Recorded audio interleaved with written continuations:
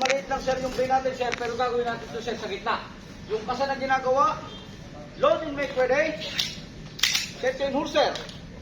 Papunta doon sir, pag-stick natin sir, dapat nakabunot na kayo. Standby.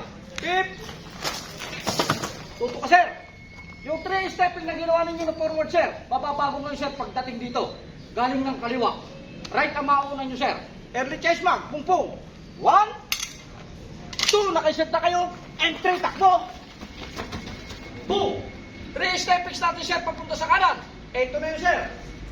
1, hawak si magasin. 2, kita nyo na pupuntahan nyo sir dito sa barrel. Count of 3, takbo ka sir. Boom.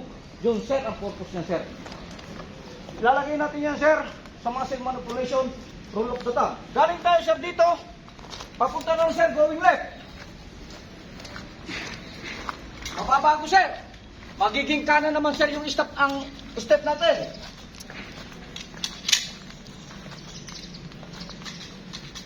Pung pung. 1. Naka-step na sir. 2. Count of 3. Down si barrel. Step na sir. Ito na sir magiging pwesto ng barrel natin. Iwan siya. Ito sir, okay.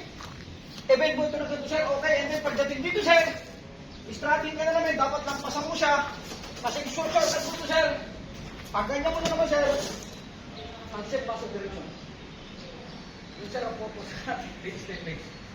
By next week sir, ito na gagawin natin sir.